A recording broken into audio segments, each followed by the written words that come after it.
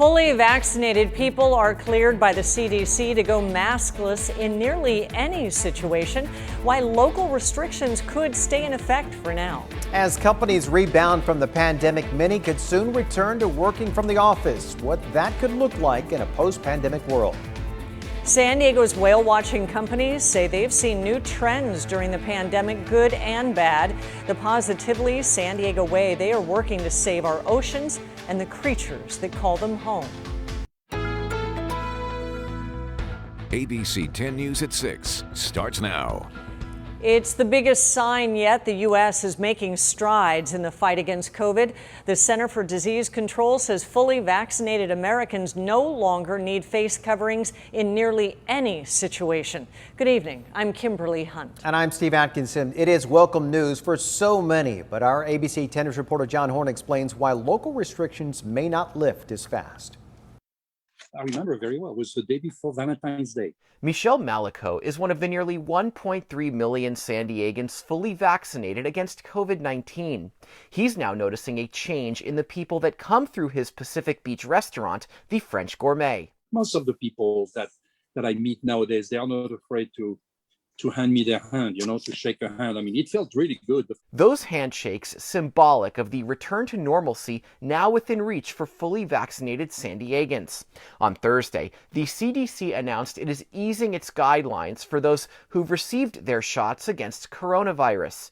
With the exception of places like healthcare facilities and mass travel, fully vaccinated Americans can dine inside, get a haircut, go to a movie, and attend a full-capacity worship service all without a mask. If you've been vaccinated, you don't have to wear your mask, and you can shake hands. You can even give each other a hug. But if you've not been vaccinated, please wear the mask. But the new CDC guidelines could send something of a mixed signal. The CDC says the guidelines do not supersede state and local laws.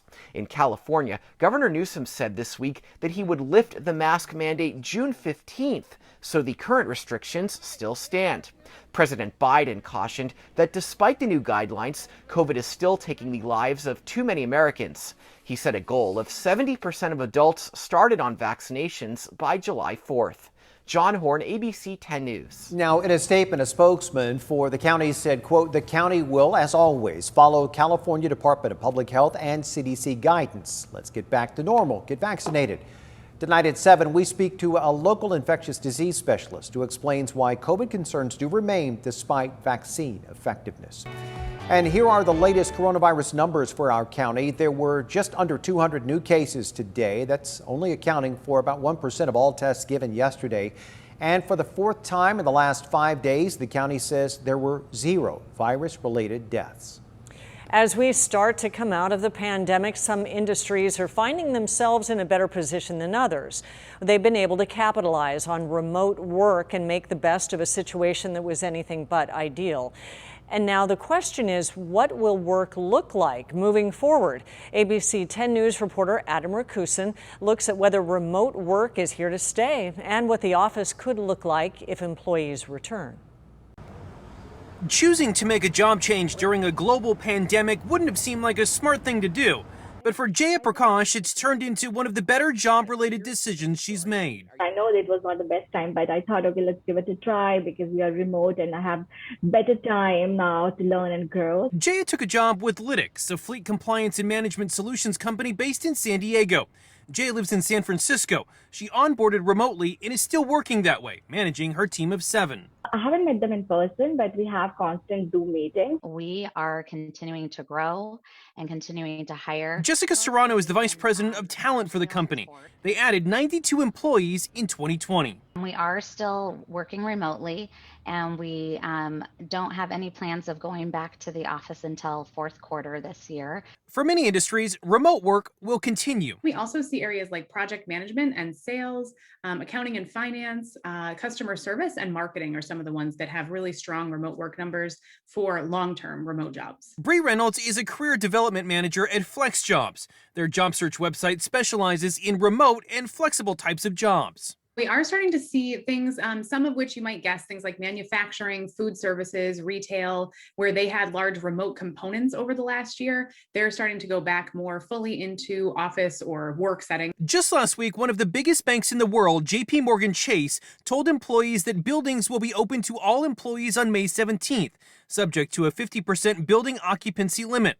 That is until the CDC revises its social distancing guidelines, with employees practicing health and safety protocols, including their high standards of cleaning and air filtration, mask wearing, and daily health check requirements. We reached out to several office-type businesses to see what a return to work will look like. Most responded they're still working on the plans, making sure they're tailored to California regulations. I was open to work remote, like even if we go back to San Diego and the company is planning to start a hybrid model. Right now, Lytix is hoping to bring employees back part-time in July, with the future of work looking like a hybrid model depending on team needs. Adam Merkusen, ABC 10 News. Many decisions for companies will be made based on state regulations, something that continues to change and will as vaccination levels rise and infection levels drop. For resources on employment, you can head to our website, 10news.com, click on Rebound. Governor Gavin Newsom has announced a new small business relief program. He says it's the largest in the country. The governor's plan, he plans to expand the state's COVID-19 small business relief grants to a total of $4 billion. Now, this is part of Newsom's $100 billion California comeback plan.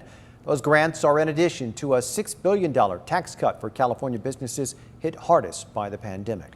Teens and adolescents received their COVID-19 vaccinations in Logan Heights this morning. That's after the CDC signed off on expanding eligibility for the Pfizer vaccine for children ages 12 to 15. Today's event was at the Logan Heights Family Health Center. One teenager told us she's got the vaccine to protect herself as well as her family. 2 or 3 family members who got it, my grandma, but she's fine now. She just had the symptoms for a couple of days and then it just passed through, so a little scared, but not that bad. Local health experts say it's important that children 12 and older get the vaccine to promote herd immunity in the community. And Family Health Centers has 4 other locations, including City Heights, Southeast San Diego, Chula Vista, and El Cajon. Hours will vary and some clinics will be open during the week and on weekends. In another step towards normalcy, San Diego County Board of Supervisors meetings will reopen for limited in-person attendance. Those meetings have been largely virtual since the pandemic began. Under physical distancing guidelines, attendance at those meetings will be limited to 22 people. There will be overflow rooms available. As always, county board meetings will continue to be streamed online and broadcast on TV. The board's next meetings are next Tuesday and Wednesday. And this week has seen several major developments as we rebound from the pandemic. And you can keep up with them and those yet to come with the ABC 10 News app. You can find it for free in the App Store. California's Superintendent of Public Instruction says he is impressed with how local schools are approaching in-person learning. Tony Thurmond toured elementary schools in Chula Vista today. Students have been learning in person at Castle Park Elementary since last month, following rigorous safety protocols for both physical and mental health. They start each day with a mindfulness exercise. Thurmond joined them this morning. What I've observed here today is what I think California and quite frankly our nation needs in terms of how we help our students come back to school for in-person instruction. Thurmond says that he's working with education leaders on a plan to allow some structured remote learning in the summer and fall. That would be for families who are not yet ready to return to in-person instruction. The city of San Diego is working with the local community outreach organization to help people take advantage of a federal internet rebate program. The FCC has launched a pandemic program designed to give eligible households $50 a month towards internet service. It also provides a one-time $100 payment to help buy a laptop or a tablet. The organization, Pillars of the Community, will help people by translating languages and offering technical assistance. San Diego police are looking for anyone who may have witnessed a deadly shooting in the Oak Park neighborhood. The shooting was reported around 9:30 last night at Joyce Place and Redwood Street. Officers say they found a man in the front yard of a home shot in the back. He died at the scene.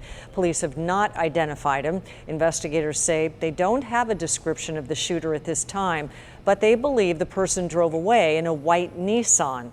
Anyone with information should call San Diego Police or Crime Stoppers. Happening right now, the first of two rallies in response to the escalating conflict in the Middle East. Now, this rally that you're seeing right here is in support of Israel, and it's going on in La Jolla. The Israeli army and a militant group in Palestine have been attacking each other for several weeks. Israeli airstrikes have killed more than 100 people in the Gaza Strip, including 27 children. Rockets fired by the Hamas militant group have killed 7 people in Israel.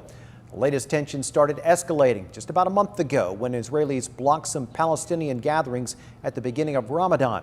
A rally in support of Palestine is planned for this Saturday in Balboa Park.